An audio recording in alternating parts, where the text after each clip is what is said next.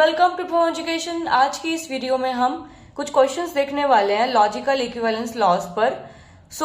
उससे पहले मैं आपको लॉजिकल इक्विवेलेंस का एक ओवरव्यू दे देती हूँ। लास्ट जो हमने वीडियोस में अभी तक कवर कर लिया था। लास्ट वीडियो में हमने लॉजिकल इक्विवेलेंस लॉज में देखा था। सबसे पहला था double negation law. Double negation law कहता है कि अगर एक प्रपोजिशन है और वो नेगेशन में है और एक और बारी नेगेशन उसमें अप्लाई हो रहा है, तो उस केस में वो इक्विवेलेंट हो जाएगा प्रपोजिशन के, लेकिन बिना किसी नेगेशन के। तो डबल नेगेशन आपका इक्वल्स टू मतलब इक्विवेलेंट हो जाएगा सिर्फ प्रपोजिशन के, जो कि इटसेल्फ वो प्रपोजिशन ही है। बी हमारा लॉ था इंडिपेंडेंट लॉ, जिसमें हम कहते हैं कि पी एंड पी मतलब अगर एक प्रपोजिशन है उसको हम कनेक्टिव अप्लाई कर रहे हैं उसमें एंड या और सेम दूसरी प्रपोजिशन से को यूज करके उसको कंबाइन कर रहे हैं, तो वो इक्विवेलेंट हो जाएगा उसी प्रपोजिशन के। अब चाहे वो एंड हो चाहे वो और कनेक्टिव हो। देन थर्ड लॉ था हमारा कम्यूटेटिविटी। कम्यूटेटिव लॉ है कि चाहे तो आप दो प्रपोजिशंस हैं, अब चाहे तो पी क्यू को पहले इस तरीके सॉल्व करें कि P पहले आए Q बाद में, या Q पहले आए P बाद में, तो भी वो दोनों इक्विवेलेंट होंगी।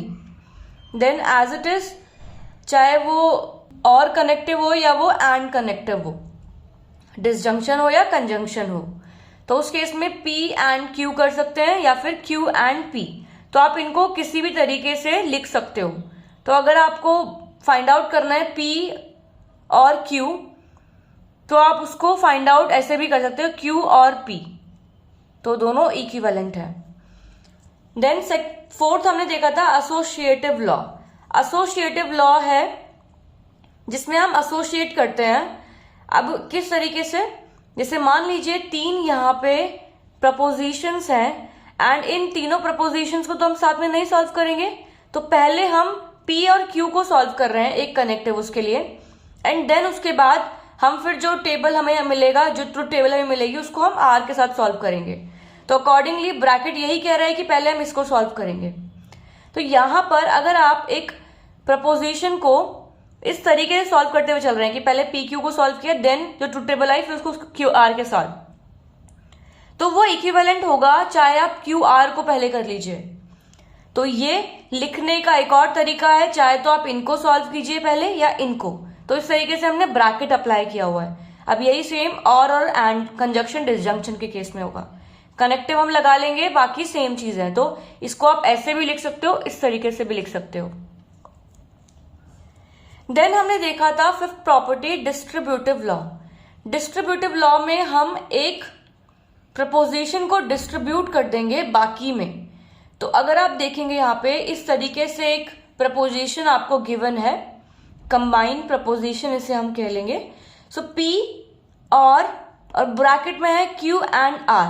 तो इस P को मैं यहाँ पे डिस्ट्रीब्यूट करूंगी पहले Q के साथ एंड देन R के साथ। तो ये लिखा जा सकता है P और Q। तो यहां पर आपको ध्यान रखना है P के साथ जो उसके राइट हैंड साइड पे है कनेक्टिव, उसका यूज करना। तो P और Q, तो ये ब्रैकेट में आ गया, एंड देन P और R, एंड देन जो आपका फिर इसमें रिमेनिंग क्या कनेक्टिव बचा, एंड का, तो इसलिए हम उसको बीच में लगा लेंगे। तो ऐसे ही नीचे वाला भी सेम टू सेम। देन हमने पिछली वीडियोस में डी मॉर्गन लॉज भी देखा था। डी मॉर्गन्स लॉ जो कि कहता है कि नेगेशन ऑफ ब्रैकेट में क्या है P एंड Q। तो चाहे आपकी एक प्रपोजिशन इस तरीके से गिवन है, तो उसका नेगेशन आप दोनों के लिए भी यूज कर सकते हैं। कैसे, नेगेशन ऑफ P हो जाएगा, लेकिन जैसे ब्रैकेट आपके ओपन होंगे तो ये जो इनसाइड वाला कनेक्टिव है वो अपोजिट उसका आ जाएगा, तो कंजंक्शन और डिसजंक्शन हो जाएगा। तो इस केस में ये एंड गेट है, मतलब एंड कनेक्टिव है, तो उस केस में वो और हो जाएगा। या आप कह लीजिए कि अगर आपको इस तरीके से कोई प्रपोजिशन गिवन है तो आप नेगेशन को कॉमन ले सकते हैं। तो इस तरीके से जो अंदर इनसाइड वाला कनेक्टिव है वो अपोजिट हो जाएगा उसके। And then as it is यहाँ पे इसके लिए भी किया हुआ है। देन लास्ट हमने इम्प्लीकेशन लॉ देखा था। इम्प्लीकेशन लॉ कहता है कि P इंप्लाइज Q को आप इस तरीके से भी लिख सकते हो, नेगेशन ऑफ P और Q। तो ये सारे इक्विवेलेंस लॉज हैं हमारे, एंड अब हम इन्हीं लॉज का यूज करके फाइंड आउट करेंगे टोटोलॉजी, या फिर कह लीजिए जो भी कॉन्सेप्ट अभी तक हमने अपनी लास्ट की वीडियोस में देखे कि टोटोलॉजी या कॉन्ट्रडिक्शन, इन सब का हम फाइंड आउट करने वाले हैं कि एक एक्सप्रेशन टोटोलॉजी है या नहीं। और टोटोलॉजी या कॉन्ट्रडिक्शन होने का मीनिंग तो हमें समझ में आ गया है। तो एग्जाम्पल है यहाँ पे proving propositions using properties of logical equivalence. Logical equivalence की प्रॉपर्टीज हमने देख ली, यहाँ पर प्रॉपर्टीज का मतलब लॉज की बात कर रहा है वो उसके। तो एग्जाम्पल है शो दैट, शो करना है, ब्रैकेट में एक प्रपोजिशन आपको गिवन है, P implies Q and negation of Q is implies to negation of P is a tautology। वो कह रहा है कि आपको ये एक्सप्रेशन शो करना है कि ये टोटोलॉजी है, लेकिन using properties of logical equivalence. अब हमने अपनी लास्ट की वीडियोस में ये तो कवर कर लिया था कि कैसे एक एक्सप्रेशन को टोटोलॉजी में प्रूफ किया जाए कि वो टोटोलॉजी है या नहीं, या कॉन्ट्रडिक्शन उसका चेक किया जाए कि वो कॉन्ट्रडिक्शन है या नहीं।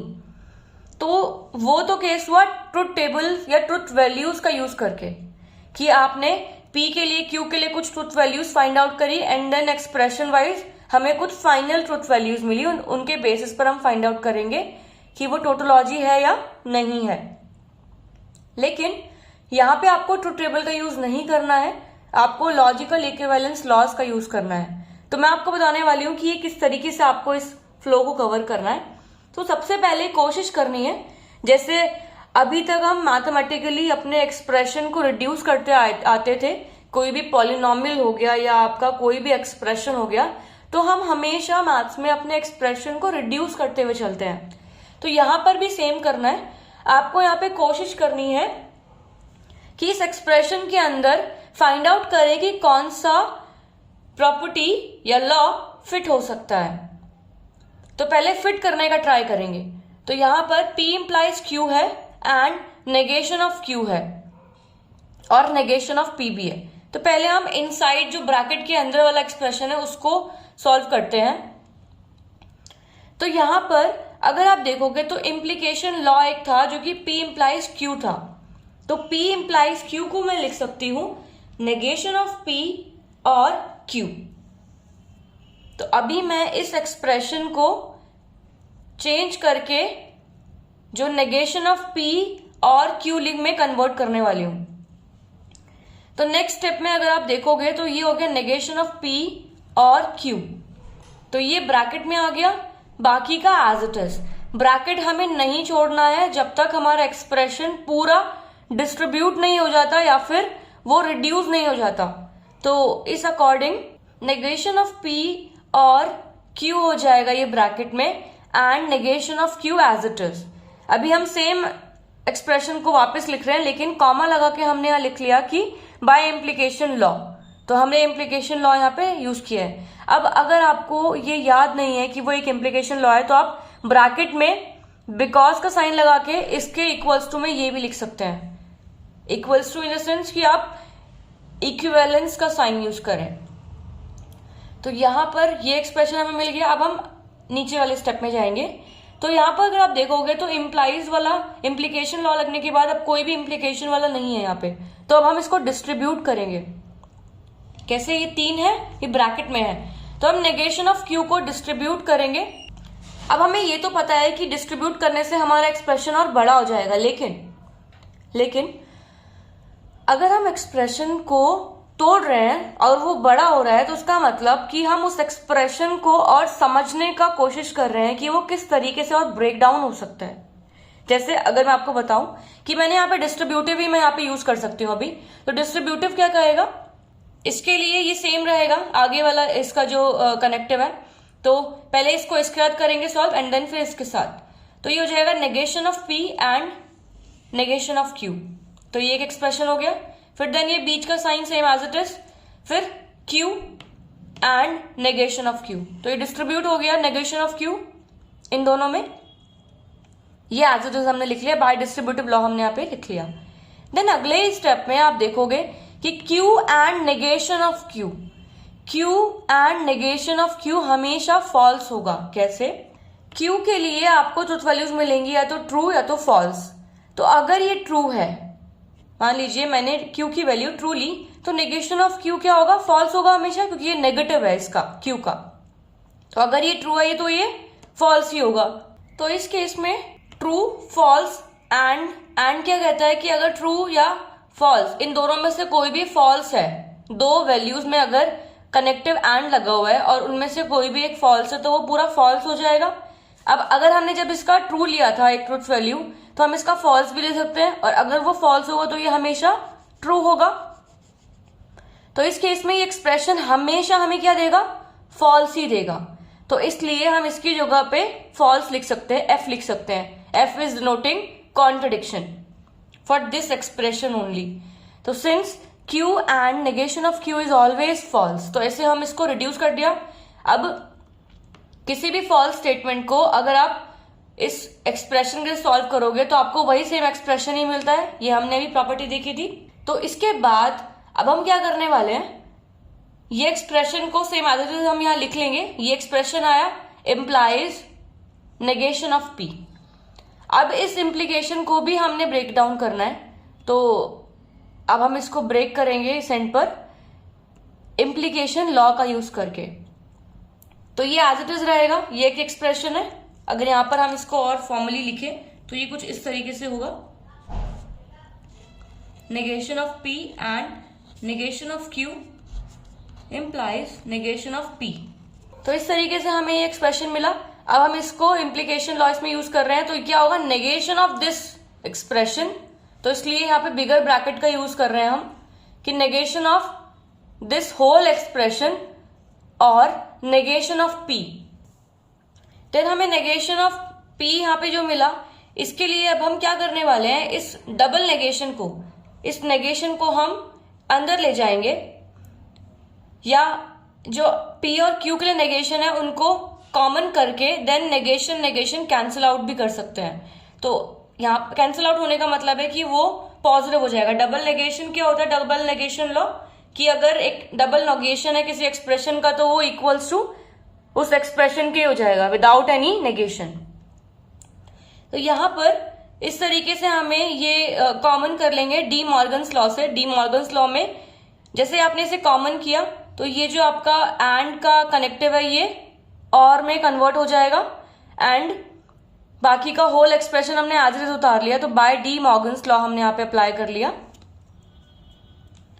तो बाय डी मॉर्गन्स तो ये हो गया। देन उसके बाद नेगेशन हमारा यही एक्सप्रेशन मिल जाएगा एंड में नेगेशन ऑफ P। अब हम इसको फर्दर और देख सकते हैं। अब हम यहाँ पे एसोसिएटिव लगा रहे हैं। एसोसिएटिव में तो या तो आप P और Q को साथ में कंबाइन करके सॉल्व कर सकते हैं, या तो आप P या एंड P को, नेगेशन ऑफ P को। तो मैंने क्या किया है, सिर्फ P और नेगेशन ऑफ P को साथ में कंबाइन कर लिया, क्योंकि हम एसोसिएट कर सकते हैं इन एक्सप्रेशंस को। हमने देखा था कि एसोसिएटिव में कोई फर्क नहीं पड़ता, वो इक्विवेलेंट ही होंगे।